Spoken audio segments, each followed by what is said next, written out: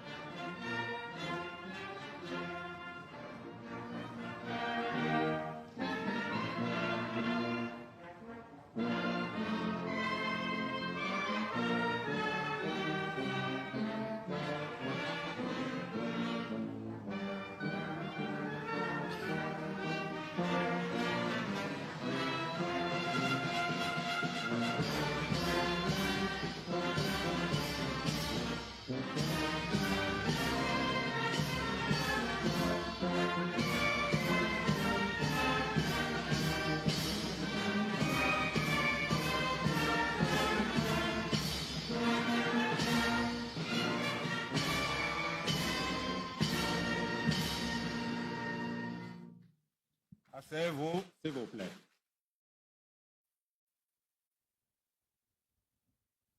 Son Excellence, Monsieur le Président du Conseil, chef du gouvernement et chef suprême des armées, respectueusement, vous avez la parole, s'il vous plaît. Merci. Monsieur le Président de l'Assemblée nationale, Monsieur le Président du Sénat, Mesdames et Messieurs les Présidents des institutions de la République,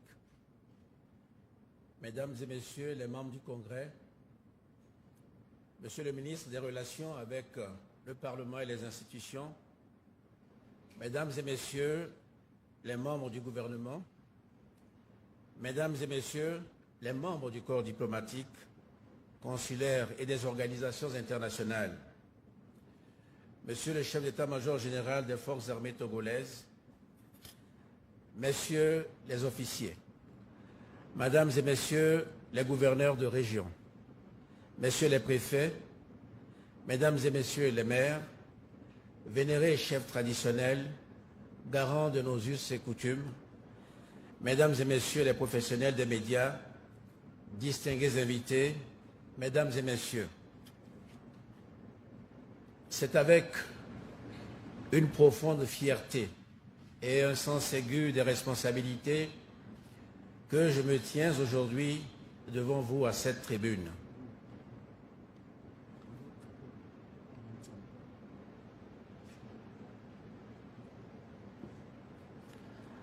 Par la confiance de la majorité parlementaire, j'ai l'honneur d'assumer les fonctions de président du Conseil pour conduire avec vous l'action publique dans une nouvelle étape de l'histoire de notre pays.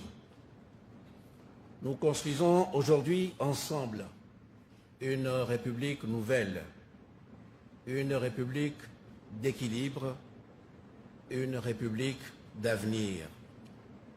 Cette République est celle que nous avons voulue en adoptant une réforme constitutionnelle d'envergure qui fait de notre pays une démocratie parlementaire moderne. Je voudrais partager avec vous une vision pour le Togo de demain, évoquer les implications de ce nouveau régime parlementaire et définir le cadre d'action du nouveau gouvernement. Pour cela, je veux aborder 5 sujets. Le premier, c'est qu'en renforçant la démocratie parlementaire, nous entrons dans une nouvelle ère politique et institutionnelle. L'adoption de la Ve République marque un tournant historique pour notre pays. La République togolaise entre dans une nouvelle ère institutionnelle, celle de régime parlementaire moderne, apaisé et équilibré. Cette évolution voulue et adoptée par le Parlement incarne notre ambition collective de renforcer la démocratie, d'approfondir l'état de droit et d'ancrer toujours davantage nos institutions dans la volonté du peuple togolais. Ce changement consacre un principe simple, c'est désormais ici, dans cette Assemblée, que se détermine la politique de la nation. Et c'est ensemble, parlementaires et exécutifs, que nous porterons la voix et les priorités de notre peuple. Je tiens à ce propos à saluer l'esprit de responsabilité et de consensus qui a prévalu lors de cette réforme. Elle s'est faite sans rupture, sans fracas, avec pour seule boussole l'intérêt supérieur de la nation. Elle a été rendue possible par une culture du dialogue que nous avons su cultiver depuis des années dans un contexte régional qui trop souvent pousse à la division. J'insiste aussi sur le fait que ce nouveau régime parlementaire que nous avons institué n'est pas une réforme technique. C'est une révolution de l'esprit public. Et ce n'est pas un changement abstrait. C'est une transformation de notre démocratie qui va avoir des conséquences concrètes pour nos concitoyens. Avec la Ve République, nous avons fait le choix d'un régime parlementaire moderne, efficace et représentatif. C'est un changement dans la manière dont nous concevons l'exercice du pouvoir, plus proche, plus équitable, plus redevable. Il consacre une avancée majeure pour la décentralisation. Le Sénat, désormais en place, porte la voix des territoires dans les décisions nationales. Les conseils régionaux, qui ont été élus pour la première fois, incarnent la volonté des citoyens dans leur diversité. C'est le socle d'un État plus proche qui reconnaît la pluralité des réalités locales et valorise les initiatives issues du terrain. Ce changement d'échelle impose aussi un nouveau regard sur les inégalités. Les disparités d'accès aux services de base, aux infrastructures, aux opportunités ne sont plus acceptables. La République que nous construisons doit garantir l'égalité des chances, quelle que soit la région, quel que soit le milieu. Notre gouvernance devra aller vers ceux qui sont éloignés du centre, non l'inverse. Cette nouvelle ère est donc une victoire pour la démocratie togolaise, mais c'est surtout un appel à l'action. Et c'est mon deuxième point. Une république parlementaire, c'est un appel à l'action collective, avec de nouveaux rôles et de nouvelles responsabilités pour chacun d'entre nous. Honorables parlementaires, en tant que président du Conseil, je mesure pleinement les exigences de ce nouveau rôle. J'ai reçu du Parlement la mission de conduire la politique de la nation. Cela exige de la méthode, de la clarté et du courage. Mais cette responsabilité est également la vôtre, car désormais, davantage de décisions majeures se prennent ici. La majorité parlementaire porte avec moi la responsabilité de l'action. L'opposition a celle de la vigilance et de la proposition. Tous, nous sommes les artisans du pacte démocratique qui doit nous unir dans la conduite du changement. Nous ne devons pas nous méprendre sur le sens de la réforme que nous venons d'adopter. Elle ne consiste pas seulement à redistribuer les fonctions entre institutions. Elle implique un véritable et profond changement de culture politique, avec plus de débats, plus de redevabilité, plus de transparence, plus de proximité avec les citoyens. Dans cette nouvelle République, chaque parlementaire est plus que jamais comptable devant le peuple. Chaque territoire doit se reconnaître dans les politiques publiques. Chaque citoyen doit sentir que sa voix compte et que son sort est pris en compte. Dans une république parlementaire, aucune transformation durable ne peut reposer sur un seul homme ou sur un seul pouvoir. C'est une dynamique partagée, un contrat de confiance entre l'exécutif et les élus du peuple. C'est pourquoi le rôle du Parlement change. Il ne se limite plus à voter les lois et à contrôler l'action du gouvernement. Il devient une instance de décision stratégique, un espace de convergence des idées, un moteur d'impulsion démocratique.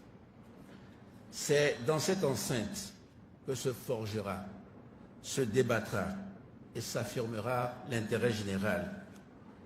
À vous, parlementaires, revient la responsabilité historique de faire vivre cette démocratie parlementaire.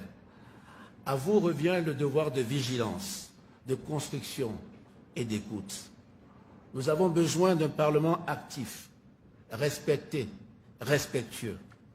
Un Parlement capable de contrôler, de proposer, mais aussi d'accompagner. J'en arrive à mon troisième point. 3 priorités doivent guider notre action. Protéger, rassembler, transformer. Monsieur le Président de l'Assemblée nationale, Monsieur le Président du Sénat, Mesdames et Messieurs les parlementaires, fidèle à l'esprit de la réforme, l'action de mon gouvernement s'organisera autour de 3 axes majeurs. La protection des Togolais, la souveraineté du Togo et son rayonnement diplomatique. C'est la responsabilité de protéger. La consolidation républicaine, la cohésion nationale et la décentralisation. C'est la volonté de rassembler. Et le développement économique et social, c'est l'ambition de transformer. Alors que nous arrivons au terme de la feuille de route gouvernementale 2025, ces 3 axes s'inscrivent dans la continuité de notre action, mais aussi dans une ambition renouvelée, faire de la Ve République la République des résultats. Je commence par la sécurité, la stabilité et le rayonnement de notre pays. Notre première priorité sera de protéger notre pays, protéger les citoyens, protéger l'État, protéger la stabilité et l'équilibre de la sous-région. Dans un monde marqué par l'instabilité, par les menaces sécuritaires, par les chocs climatiques ou économiques, la mission première d'un gouvernement responsable est de garantir la sécurité, la stabilité et la résilience. Sécurité des citoyens, stabilité des institutions et paix sociale. Tout commence là. Notre engagement restera total pour défendre l'intégrité du territoire, protéger les populations et renforcer la résilience des communautés. La montée des périls régionaux, notamment au nord du pays, nous oblige à poursuivre et intensifier notre stratégie globale de sécurité fondée sur la prévention, la diplomatie et le respect des droits. Cette stratégie combine sécurité de proximité, résilience communautaire et développement intégré. Cela signifie renforcer nos capacités de défense, protéger les populations vulnérables, étendre les filets sociaux, garantir l'accès aux soins, à l'eau, à l'énergie et à l'éducation. La République togolaise doit être un rempart contre la précarité, l'injustice et la violence où qu'elle se manifeste. Le Togo poursuivra sa diplomatie de stabilité et d'influence. Cette diplomatie active est un levier de rayonnement, mais aussi de protection de nos intérêts. Dans le nouveau monde qui émerge, la souveraineté de notre pays se renforce aussi par l'interdépendance choisie, par la capacité à parler d'une voix africaine forte sur les grands enjeux globaux.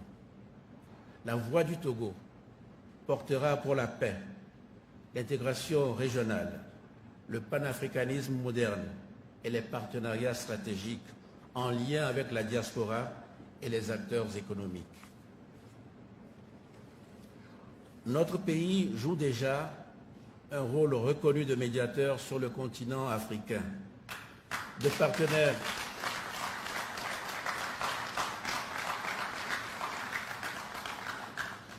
de partenaire fiable pour la paix, de voie constructive pour l'intégration régionale et dans les enceintes multilatérales. Avec le soutien du Parlement, le gouvernement va maintenir le Togo dans cette posture choisie de stabilité, de dialogue et de coopération. Nous poursuivrons notre engagement pour la stabilité régionale, pour le dialogue entre les États africains, pour la mobilisation des diasporas et pour la construction d'un panafricanisme moderne et ouvert. Cette ambition internationale n'est pas déconnectée de notre projet national. Elle vient soutenir nos objectifs de développement et valoriser notre jeunesse et notre diaspora. Nous ancrerons notre diplomatie économique dans cette ambition. Il s'agit de soutenir des investissements responsables, diversifier nos partenariats et faire du Togo un acteur de confiance, notamment dans les secteurs de la sécurité, du numérique, de la transition énergétique et de la logistique continentale. Ensuite, pour protéger la nation, il faut qu'elle soit unie. La deuxième priorité sera donc de rassembler. Le deuxième axe est donc politique. La République parlementaire que nous avons fondée doit être une République d'équité. Et pour cela, elle doit s'enraciner dans une culture démocratique renforcée.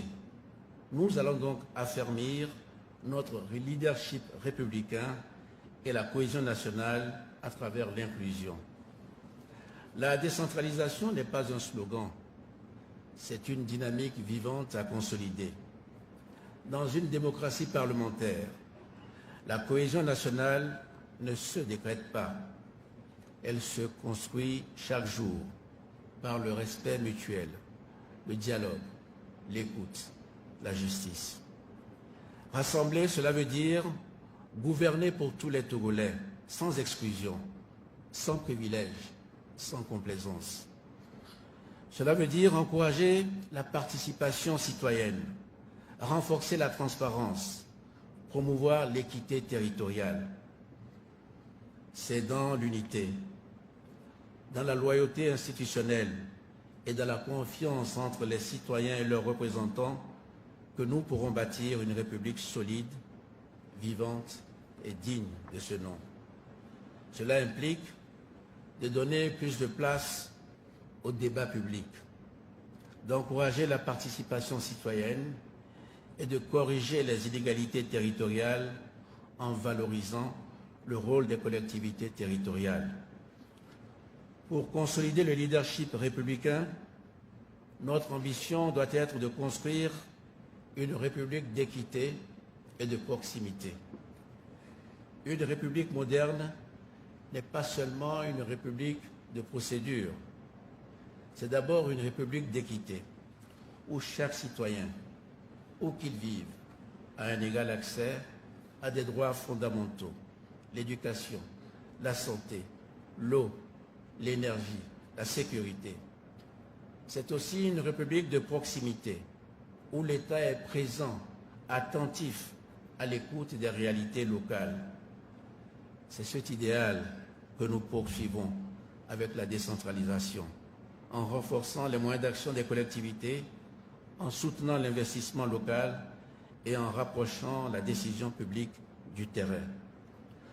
Pour cela, mon gouvernement accompagnera les collectivités régionales et communales pour qu'elles deviennent de véritables pôles de décision et de développement. Une république d'équité, c'est aussi une république qui sait reconnaître la diversité des territoires, mais refuse l'inégalité des chances. C'est pourquoi le gouvernement veillera à ce que chaque projet national tienne compte des déséquilibres territoriaux pour les corriger. Qu'il s'agisse de routes, d'écoles, d'infrastructures ou d'accès aux services numériques, la géographie ne doit plus être un facteur de destin. L'État ne peut pas tout faire de l'OMI. Il doit faire confiance aux acteurs locaux, les soutenir, les accompagner.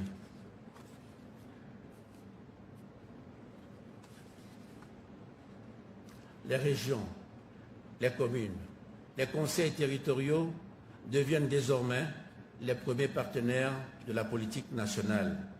Ce n'est plus seulement depuis l'exécutif que les politiques publiques seront définies. Ce sont vos territoires, vos électeurs, vos propositions qui doivent nourrir l'action de l'État.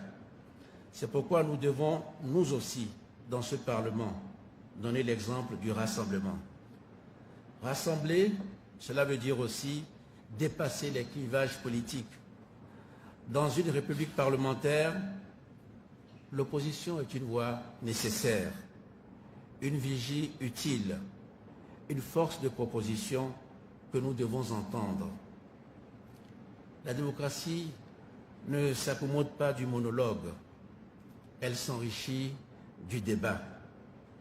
Mon gouvernement tendra donc la main à toutes les forces représentées dans cette Assemblée et au Sénat, car c'est dans la diversité des opinions que nous construirons des politiques plus justes, plus efficaces, plus légitimes. La République parlementaire que nous avons choisie appelle à l'échange, à la confrontation respectueuse des idées, à la recherche du consensus quand c'est possible et du compromis quand c'est nécessaire. J'invite donc chacun, dans la majorité comme dans l'opposition, à faire vivre cet esprit, à débattre sans se déchirer, à critiquer sans dénigrer, à proposer sans exclure.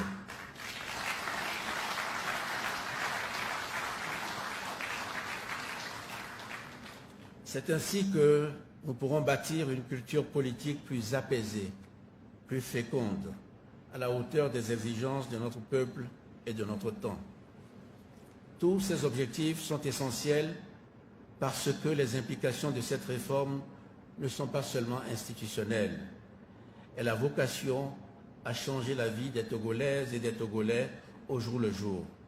C'est pourquoi la troisième de nos priorités sera de transformer. Transformer notre économie, nos territoires, nos services publics, notre administration. Il ne s'agit plus de gérer l'existant, mais de changer d'échelle. En termes de développement économique et social, l'ambition est claire. Produire des résultats visibles et mesurables. Le développement du pays doit s'accélérer pour que chaque Togolaise et chaque Togolais vive mieux partout sur le territoire. Nous avons notre feuille de route. Notre responsabilité en tant que parlementaires est d'accélérer les résultats visibles pour les populations, car grâce à une gouvernance efficace, responsable et orientée vers l'impact. Le contexte est difficile, je le reconnais, crise climatique, insécurité régionale, tensions géopolitiques, baisse de l'aide internationale. Mais notre résilience est réelle. Notre croissance, bien que ralentie, reste solide. Notre cadre macroéconomique est sain. Nous devons désormais franchir un cap. D'abord, en renforçant nos infrastructures. Ensuite, en investissant dans les secteurs porteurs, agriculture, logistique, industrie verte. Et enfin, en misant sur l'innovation et le capital humain. Nous devons rendre notre économie plus compétitive, plus inclusive et mieux préparée aux défis du XXIe siècle. Cela passe par la transition numérique, la transformation agricole, l'industrialisation durable, l'adaptation climatique et la réforme de l'éducation et de la santé. Pour ce faire, mon gouvernement concentrera ses efforts sur 10 grands chantiers avec un objectif central: améliorer concrètement la vie des populations.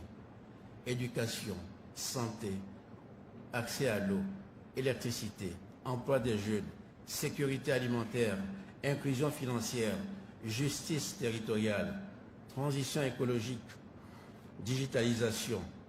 Chaque axe fera l'objet d'un pilotage resserré et d'une redevabilité renforcée. Une république forte, c'est enfin une république qui n'abandonne personne. Il faut que l'équité territoriale aille de pair avec une équité sociale renforcée. Les femmes, les jeunes, les travailleurs informels, les personnes vivant avec un handicap, les familles rurales doivent toutes trouver leur place dans la République. Nos politiques de protection sociale, d'appui à l'entrepreneuriat, de couverture maladie universelle et d'éducation inclusive iront dans ce sens. L'inclusion ne sera pas un mot, mais une méthode. C'est là le cœur du contrat social que nous voulons rebâtir. Un État plus proche, plus juste, plus protecteur. C'est pourquoi je tiens aussi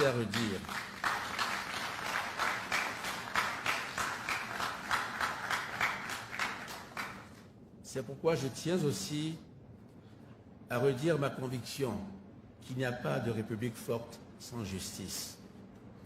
Nous poursuivions résolument la modernisation de notre système judiciaire, car moderniser la justice, c'est garantir à chaque citoyen un accès plus simple, une réponse plus rapide, une institution plus fiable.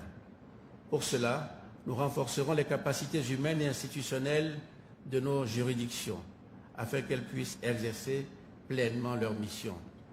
Une justice qui fonctionne, c'est une justice qui inspire confiance aux justiciables, qui protège les droits, qui assure la prévisibilité des décisions.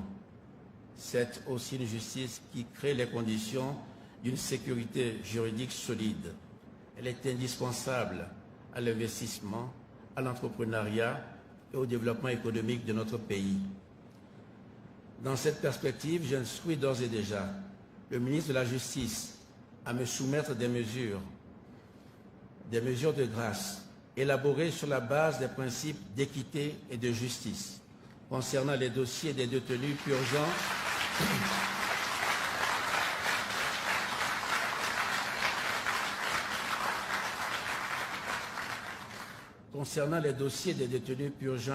une longue détention, de ceux qui ont commis des délits mineurs ou des détenus âgés en fait de peine ou gravement malades. Mais je veux être clair, il ne s'agit en aucun cas de laxisme. Les réformes que nous conduisons ne concernent ni les crimes de sang, ni les atteintes graves à l'intégrité physique ou à la vie. Pour ces actes, la rigueur restera la règle. Les mesures que nous proposons relèvent plutôt d'une exigence d'humanité, mais aussi du respect de nos engagements internationaux. Nos établissements pénitentiaires doivent préserver la dignité humaine afin de permettre la réinsertion sociale des personnes qui recouvreront leur liberté. Une société forte ne se construit ni dans la faiblesse, ni dans la vengeance. Elle se construit dans l'équilibre entre justice, humanité et responsabilité. Cette modernisation s'accompagnera d'une lutte continue contre la corruption, d'une transparence accrue et d'un effort déterminé pour que chaque Togolais ait accès aux droits, quel que soit son lieu de résidence ou sa condition sociale. Mais définir ces objectifs ne fait pas tout. Il faut aussi penser à la manière dont on va les atteindre. Et cela m'amène à mon quatrième point. Monsieur le Président de l'Assemblée nationale, Monsieur le Président du Sénat, honorables parlementaires, si la République change, la méthode de gouvernance doit aussi changer. La gouvernance que je propose repose sur la clarté des engagements, la redevabilité et la responsabilité partagée. Il ne s'agit plus seulement d'annoncer, mais d'exécuter. Je veux que ce mandat soit jugé non sur ses intentions, mais sur ses résultats. Le gouvernement que j'ai l'honneur de diriger sera un gouvernement d'action. Notre priorité sera l'efficacité. Chaque ministre sera engagé sur des objectifs clairs, suivis, mesurés. Chaque projet doit avoir un calendrier, un budget, un responsable et un suivi. Nous nous engageons sur des cibles véritables. Nous nous engagerons sur des cibles vérifiables. Et un tableau de bord du gouvernement permettra un pilotage rigoureux et une communication transparente avec vous, représentants du peuple. C'est ainsi que l'évaluation deviendra une culture et la performance un impératif. Mais au-delà des outils, c'est l'exigence d'exemplarité qui guidera notre action à tous.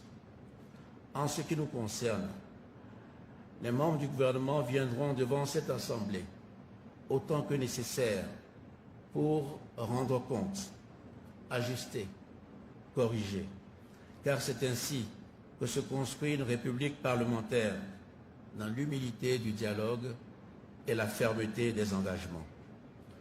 Gouverner d'une façon moderne ne consiste pas à imposer, mais à convaincre. L'heure est donc à une gouvernance de résultats, à une administration responsable et à un pilotage rigoureux. Dans un contexte de ressources rares et de fortes attentes, nous devons cultiver une discipline de gestion, une éthique du service public et une capacité à rendre des comptes. Je l'ai dit, cette nouvelle République est une République d'équilibre, une République d'avenir. C'est une République d'équilibre parce qu'elle repose désormais sur une répartition plus juste et plus fonctionnelle des pouvoirs entre l'Assemblée nationale, expression directe de la souveraineté populaire, entre le Sénat, chambre des collectivités territoriales, et le gouvernement, désormais responsable devant vous, les parlementaires. C'est un équilibre qui protège la démocratie, prévient l'abus de pouvoir et rend chacun d'entre nous responsable et comptable de ses actes devant le peuple. C'est une République d'avenir parce qu'elle doit répondre aux défis de notre époque. La paix, l'inclusion, le développement durable, l'innovation. Ces défis n'admettent plus les solutions du passé. Ils exigent de nouvelles institutions et une gouvernance rénovée et une capacité collective à agir. Voilà, chers parlementaires, ma vision pour le Togo de demain que je voulais partager avec vous aujourd'hui. Voilà ma vision pour le rôle de ce Parlement. Notre horizon ne s'arrête pas à la législature. Il embrasse le destin d'un pays qui veut avancer sans laisser personne derrière. La réforme de nos institutions ne prend sens que si elle débouche sur un mieux vivre pour nos concitoyens. Ce que nous construisons ensemble, c'est une économie plus diversifiée, une agriculture modernisée, une industrie compétitive, un secteur numérique inclusif. C'est une diplomatie qui rayonne, un Togo qui agit pour la paix, qui mobilise sa diaspora, qui s'intègre pleinement dans l'Afrique des solutions. C'est une administration qui se transforme, un État plus agile, plus accessible, plus proche. Ce que nous voulons, ce n'est pas seulement une République plus forte, c'est une République plus juste.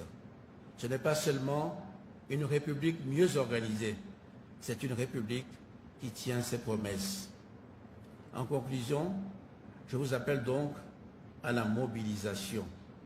Je vous propose un pacte de loyauté envers la République, de solidarité envers nos concitoyens, de rigueur dans l'action.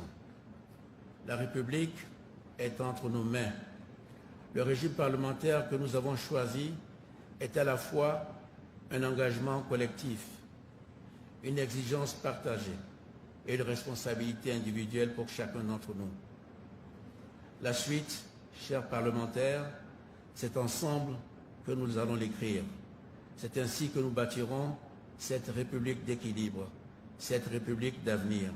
C'est à cela que je vais consacrer toute mon énergie. Vive la République, vive le Togo et que Dieu bénisse notre pays. Je vous remercie.